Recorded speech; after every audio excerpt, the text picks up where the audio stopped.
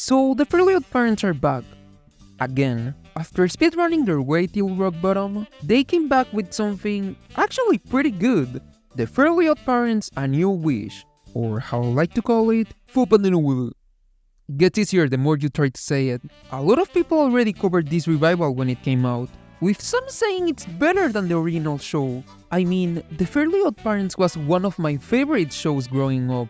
Could a revival of just 36 episodes really be better than the best of the original Fairly Oddparents? To answer that, we're going to watch every single Fairly Oddparents A New Wish episode so far to see what they did right, where they struggled, and how it compares to the original show. I wish to start with the first episode.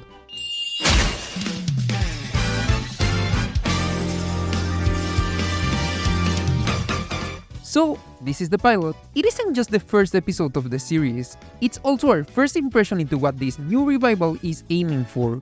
And right away, the visuals are the first thing to stand out. A New Wish is animated in 3D. Wait, hold up. It actually looks really good. It's not a secret that the Fairly Oddparents have always had a rough transition to 3D. I mean, the original art style was made for 2D, using strong shapes and silhouettes over a flat 2D space. So, to make it work in 3D, they would have to animate it as if it was still in 2D. Holy shoot, that's exactly what they did! Character models are limited to a 3/4 angle, with movement snapping between key poses, lowering their frame rate, and making use of 2D animation techniques like squash and stretch or smear frames, similar to other hybrid animation projects like the Peanuts movie or Super Mario Bros. Wonder. Combined with a really detailed texture work and amazing lighting effects, for a CG cartoon under a TV budget, it looks really good, especially when the competition looks like this. There seems to be a genuine effort to honor the original show style while still modernizing it. But that doesn't mean the classic 2D art is completely gone, being used for in-universe illustrations, background details, and title cards. Even the intro starts off referencing the original one, but thereon takes its own vibe. Wands and wings! Floaty crowny things! Oddparents, Fairly Oddparents! Wands and wings! Floaty crowny things! Now, for the actual episode review, it's pretty solid. Being a half-hour pilot, the plot is divided in two parts. The first half introduces us to Hazel, the new main character, who just moved into the city of Philadelphia to her dad's new job, and now it's struggling to adjust to her new life. With her main source of comfort, her brother, moving away for college, and her own insecurities socializing at school after being bullied by Dev, the grandson of Dusty Malone, Hazel feels miserable and alone. Cosmo and Wanda, now living next door, disguised as a retired human couple, notice this little girl's struggles and think they could help her. After all, they were fairy godparents once before. So when they hear Hazel vent her frustration and wish she could just fly away from home to see her brother, Cosmo and Wanda can't resist themselves from granting her wish, turning her into a literal fly. Now, for the second half, Cosmo and Wanda must get Hazel back home before her parents notice her disappearance.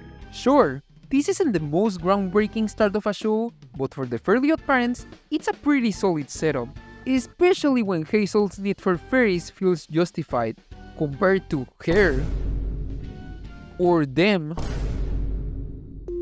She's also different enough from Timmy to avoid making this revival feel like a copy of the original show. Hazel's struggles are more internal, coming from her own insecurities and fears to change, rather than Timmy's own selfishness or external struggles like a mean babysitter. Additionally, I really like how Cosmo and Wanda are written here. Not only are they the ones who offer themselves to be Hazel's godparents, but they also feel more similar to their original personalities. Cosmo still is goofy, but he's no longer over the top stupid.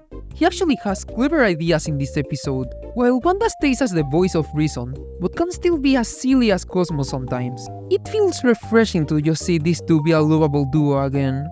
But characterization aside, where does this episode rank?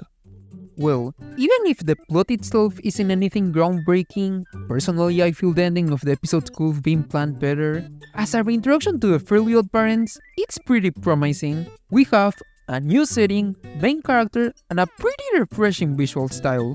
If the elements seen in this pilot set up the tone for future episodes, we might have a whole new wish worth watching.